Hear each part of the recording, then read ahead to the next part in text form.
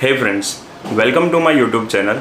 तो आज मैं इस वीडियो में आईलेट्स एग्ज़ाम का सबसे हार्डेस्ट पार्ट और सबसे इम्पोर्टेंट पार्ट डिस्कस करूंगा, जो कि है आईलेट्स एग्ज़ाम का राइटिंग टेस्ट। राइटिंग टेस्ट बहुत सारे स्टूडेंट को डिफ़िकल्ट लगता है, तो आज मैं इस वीडियो में ओनली टास्क 1 डिस्कस करूंगा, क्योंकि टास्क 2 डिस्कस करूंगा तो वीडियो बहुत लंबी हो जाएगी और बोरिंग हो जाएगी। तो इसलिए ओनली इस वीडियो में टास्क 1 डिस्कस करेंगे हम। Let's get start the video. मिलते हैं हम इंट्रो के बाद में।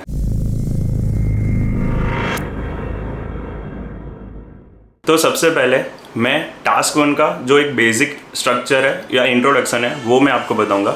तो हमें राइटिंग सेक्शन के लिए 60 मिनट अलाउड होता है, उसमें से हम टास्क 1 के लिए 20 मिनट्स ऑक्यूपाइड करेंगे। ऐसा कोई ज़रूरी नहीं है कि 20 मिनट्स से आप ले लो, आप ज़्यादा भी ले सकते हो, but most of the student 20 minutes में टास्क 1 कंप्लीट कर देते हैं। सो इसलिए मैं टास्क 1 को ओनली 20 मिनट दूंगा। टास्क 1 में हमें एक रिपोर्ट राइटिंग लिखनी होती है, जो मैं आपको आगे बताऊंगा कैसा होता है रिपोर्ट राइटिंग। और टास्क 1 में जो वर्डिंग होती है, यानी कि इतने वर्ड में ही लिखना है, वो नॉट लेस देन 150 वर्ड्स। तो ये ध्यान में रखना, नॉट लेस देन 150 वर्ड्स में एक आपको रिपोर्ट राइटिंग लिखनी है, और मैक्सिमम टू मैक्सिमम आपको 180 वर्ड्स, इससे 150 से कम नहीं, 180 से ज़्यादा नहीं। और टास्क 1 का जो वेटेज है, तो पूरा राइटिंग एग्ज़ाम होता है वो 9 बैंड्स में से आपको मार्क मिलेंगे, बट टास्क 1 का जो वेटेज है वो 3 बैंड है। आपका 3 बैंड का टास्क 1 होगा और 6 बैंड का टास्क 2 होगा। तो 9 बैंड ऐसे डिवाइड हो गए टास्क 1 और टास्क 2 में। अब हम बात करेंगे कि टास्क 1 में जो रिपोर्ट राइटिंग होता है उसमें कौन कौन से टाइप्स के रिपोर्ट पूछे जाते हैं। तो मोस्ट ऑफ द स्टूडेंट को नहीं पता होता, और जिसको पता है वेल एंड गुड, जिसको नहीं पता है मैं आगे वीडियो में ये बता रहा हूँ।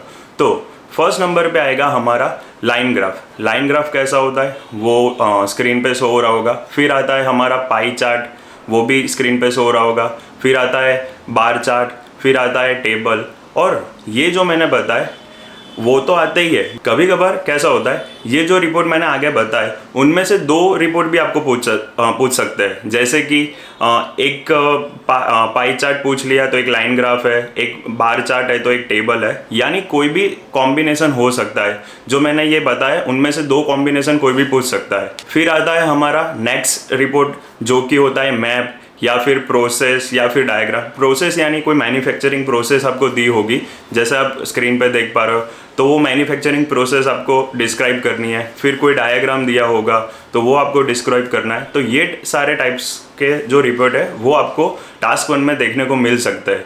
आपको स्क्रीन में सारे टाइप्स देखने को मिल सकते हैं।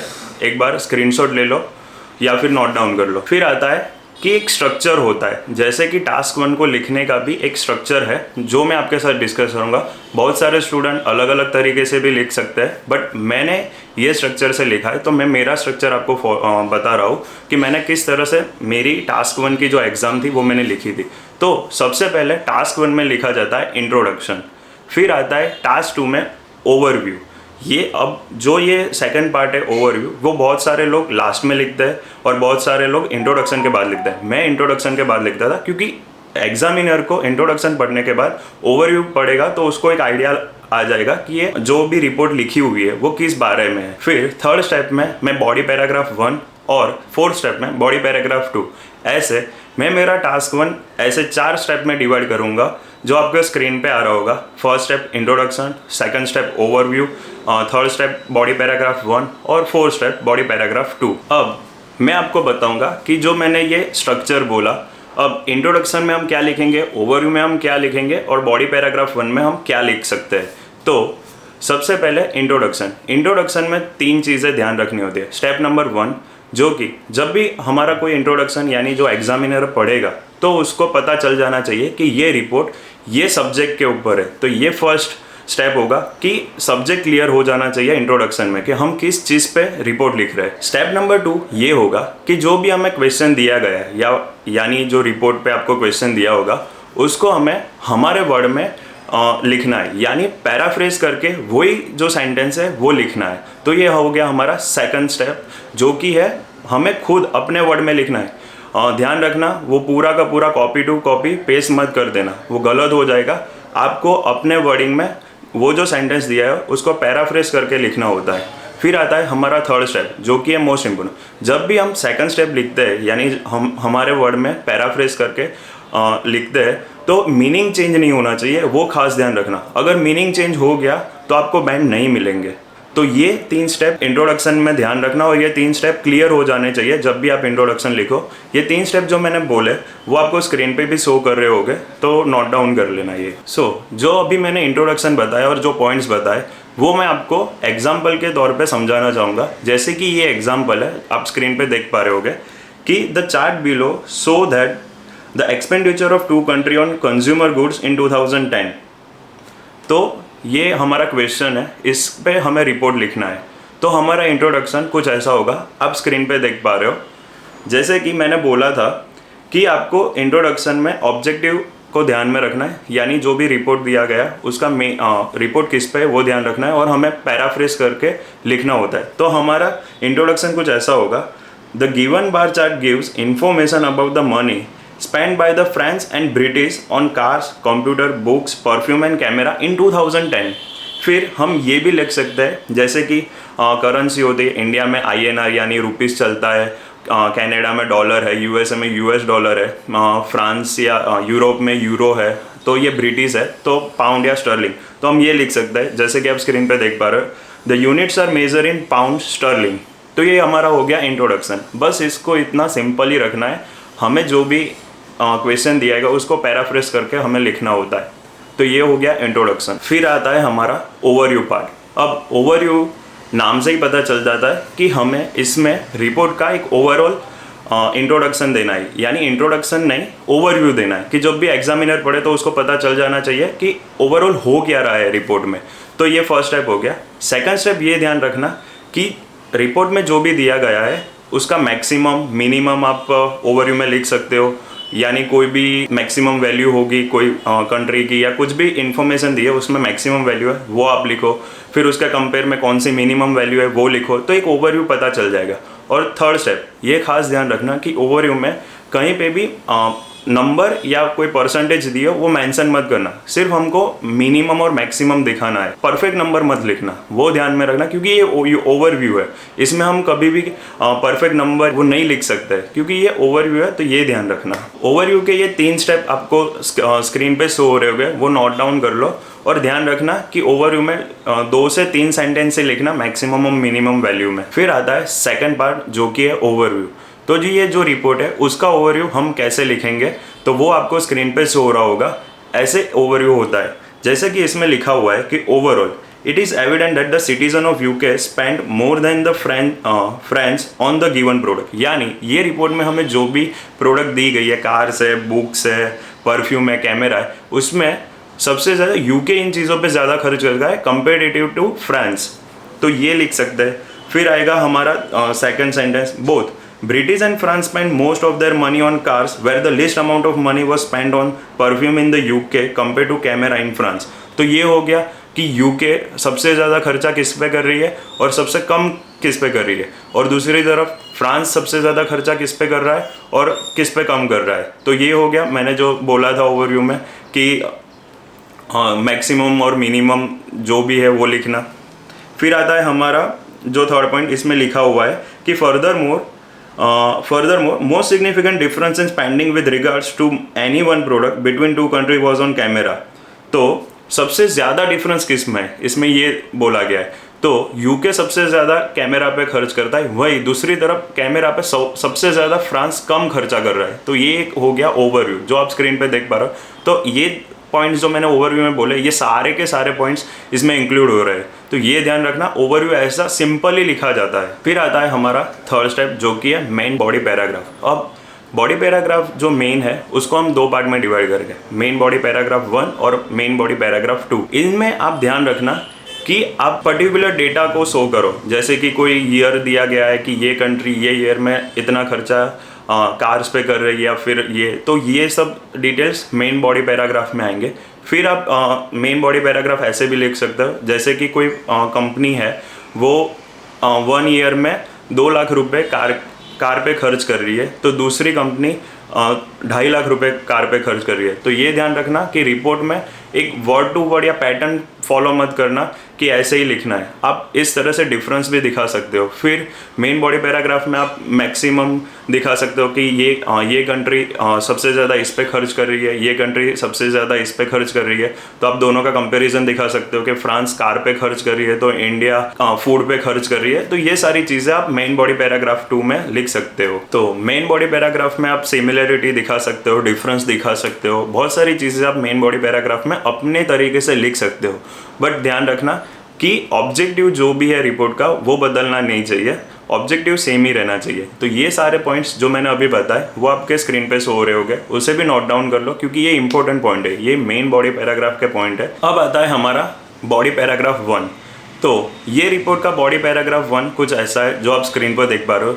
उसमें कुछ बताने की चीज़ नहीं है, ये आपको रिपोर्ट देख के ही लिखना होता है। बट एक चीज़ मैं बताना चाहूँगा, जैसे कि ये रिपोर्ट आप देख पा रहे हो तो सबसे पहले कार्स पे लिखा है, फिर बुक्स पे लिखा है, फिर कैमरा पे लिखा है। एक पैटर्न फॉलो किए कि पहले कार्स पे लिखा, फिर बुक्स पे और फिर कैमरा पे।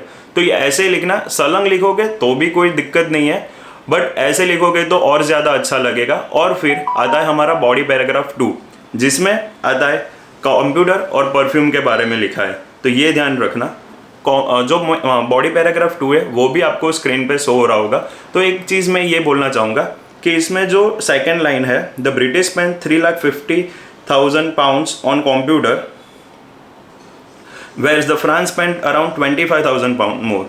तो ये ध्यान रखना, जो इसमें 3,50,000 पाउंड कंप्यूटर पे ब्रिटिश खर्च कर रहा है तो उससे 25,000 पाउंड ही ज़्यादा फ्रांस कर रहा है। तो इसको ऐसे भी लिख सकते हैं, एक पर्टिकुलर अमाउंट भी नहीं लिखनी पड़ती है। कभी कभार आप ऐसे लिखोगे तो एग्जामिनर को भी अच्छा लगेगा कि हाँ इसने कुछ अच्छी तरीके से लिखा है। आई होप आपको ये जो टास्क 1 है वो एग्जाम्पल के तौर पे मैंने समझाया तो आपको समझ में आ गया होगा, और कौन कौन से पॉइंट आपको ध्यान में रखना है वो भी पता चल गए होंगे। अब टास्क 1 में कुछ मैं टिप्स देना चाहूँगा, क्योंकि टास्क 1 में परसेंटेज वैल्यू यानी फ्रैक्शन वैल्यू बहुत पूछी जाती है हमें, यानी दी होती है 50%, 30%, 20%। तो टास्क 1 में ये ध्यान रखना कि रिपीट ना हो आपके वर्ड। आपने एक बार 50% लिखा तो दूसरी बार भी 50% मत लिखना, कुछ अलग तरीके से लिखना, रिपीट वर्ड मत करना। जैसे कि कभी एक बार आपने 50% लिख लिया तो दूसरी बार 50% लिखना मत, दूसरी बार जब आए तो उसको हाफ लिखना। फिर 25% एक बार लिख दिया तो 25% दूसरी बार मत लिखना, अ क्वार्टर लिखना।